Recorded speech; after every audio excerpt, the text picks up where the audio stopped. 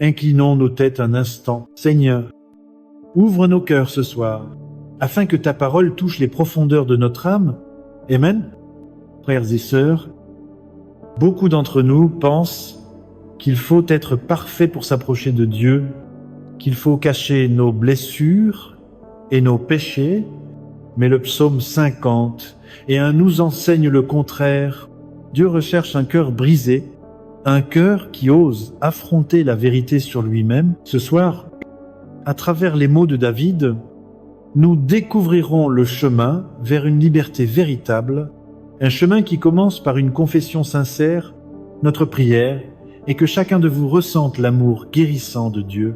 Dans le psaume 51, versets 1 et 2, David se plie. Ô Dieu, aie pitié de moi selon ta bonté, selon ta grande miséricorde, efface mes transgressions. Oh, ce n'est pas une prière superficielle. David, le roi autrefois appelé l'homme selon le cœur de Dieu, avait échu dans l'adultère et le meurtre. Il ne cache pas ses fautes, mais se tient devant Dieu avec un cœur brisé. Frères et sœurs, voyez-vous cela? Confesser n'est pas une source de honte. C'est une porte vers la liberté. Pensons à Marie, une femme de Lyon. Pendant des années, elle a vécu dans l'amertume, incapable de se pardonner après avoir trahi sa meilleure amie. Elle croyait que Dieu ne pouvait l'accepter. Mais un jour, en lisant le psaume 50 et 1, elle s'est agenouillée, elle a tout confessé et a ressenti une paix qu'elle n'avait jamais connue. L'histoire de Marie nous rappelle que Dieu n'ignore pas un cœur brisé. Alors, que devons-nous faire, frères et sœurs? Prenez un moment pour regarder en vous-même. Y a-t-il quelque chose dans votre cœur qui vous sépare de Dieu? Ne le cachez pas. Offrez-le à Dieu, comme David l'a fait. Confesser est le premier pas vers la grâce. Osons dire à Dieu, regarde-moi, même dans ma faiblesse. Lorsque nous le faisons, Dieu répond avec un amour inconditionnel. Frères et sœurs, c'est le début de la guérison. Et nous marcherons ensemble sur ce chemin. Frères et sœurs, nous venons de voir comment un cœur brisé, comme celui de David, ouvre la porte à la grâce de Dieu. Mais que se passe-t-il lorsque nous nous tenons devant lui, exposés dans notre péché? C'est là que la miséricorde divine entre en scène comme une lumière perçant les ténèbres. Dans le psaume 50 et 1, David ne se contente pas de confesser, il implore la compassion de Dieu. Et nous, n'avons-nous pas besoin de cette même miséricorde pour avancer ce soir? Nous allons plonger dans l'immense amour rédempteur de Dieu, qui ne nous rejette jamais, quelle que soit la gravité de nos fautes. Le verset clé est le psaume 50 et 1, verset 1. Ô Dieu, aie pitié de moi selon ta bonté, selon ta grande miséricorde, efface mes transgressions. David ne demande pas la justice, car il sait qu'il mérite le châtiment. Il s'appuie sur la bonté de Dieu. Frères et sœurs, comprenez-vous cela? La miséricorde n'est pas une récompense pour nos mérites. C'est un don gratuit, offert par un Dieu dont l'amour dépasse nos échecs. Pensons à l'histoire de Jacques, un boulanger de Marseille. Jacques avait grandi dans une famille brisée pendant des années. Il a porté la colère et la honte de son passé. Il croyait que Dieu ne pouvait pardonner un homme comme lui. Marqué par tant de rancune, mais un dimanche, dans une petite église, il a entendu les mots du psaume 50 et 1.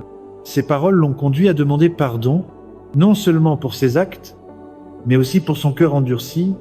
Ce jour-là, Jacques a trouvé une paix nouvelle, comme si un poids avait été ôté de ses épaules. Que devons-nous faire? Frères et sœurs, comme Jacques, cessons de croire que nos péchés sont trop grands pour la miséricorde de Dieu. Posez-vous la question, qu'est-ce qui vous retient de vous jeter dans les bras de sa grâce? La miséricorde de Dieu est plus vaste que nos plus grands échecs. Nous devons l'accepter avec foi, en disant, Seigneur, je ne mérite pas ton amour, mais je le reçois. Ce soir, affirmons ensemble que rien ne peut nous séparer de l'amour de Dieu.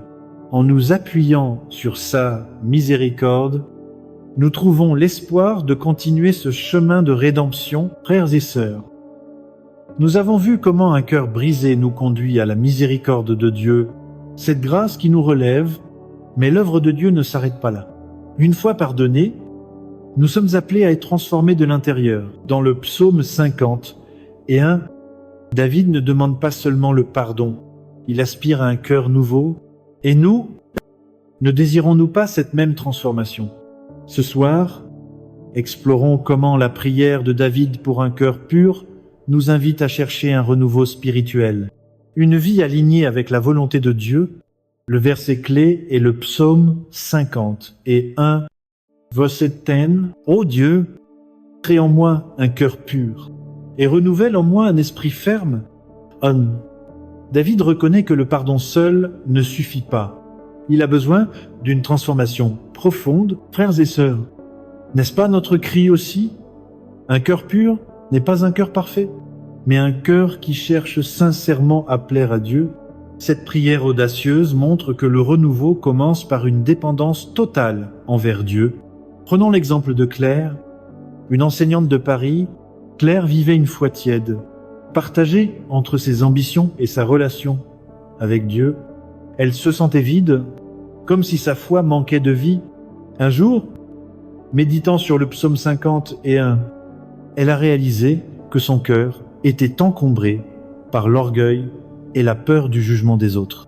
Elle a prié pour un cœur nouveau et petit à petit, elle a commencé à faire des choix guidés par sa foi. Elle a pardonné à un collègue, s'est engagée dans une œuvre caritative et a retrouvé la joie de sa communion avec Dieu. L'histoire de Claire nous rappelle que Dieu peut renouveler même les cœurs les plus fatigués. Alors, que devons-nous faire, frères et sœurs? Demandez-vous quelle pensée ou habitude encombre votre cœur. Nous devons prier avec audace. Comme David, Seigneur, crée en moi un cœur pur. Ce renouveau demande de nous détourner des distractions du monde et de chercher Dieu dans la prière et sa parole. Engageons-nous à prendre un moment chaque jour pour inviter Dieu à nous transformer. Car, comme Claire l'a découvert, un cœur renouvelé nous conduit à une vie débordante de sa présence. Ensemble, avançons vers ce renouveau que Dieu promet à ceux qui le cherchent, frères et sœurs. Nous avons parcouru un chemin puissant. Un cœur brisé nous mène à la miséricorde de Dieu. Un cœur renouvelé nous transforme de l'intérieur. Mais où cela nous conduit-il? À la louange. Dans le psaume 50 et 1, David découvre que la réponse naturelle au pardon et au renouveau est une adoration sincère. Et nous, comment répondons-nous à la grâce de Dieu? Ce soir, nous allons voir que la louange véritable, celle qui plaît à Dieu, jaillit d'un cœur reconnaissant et transformé.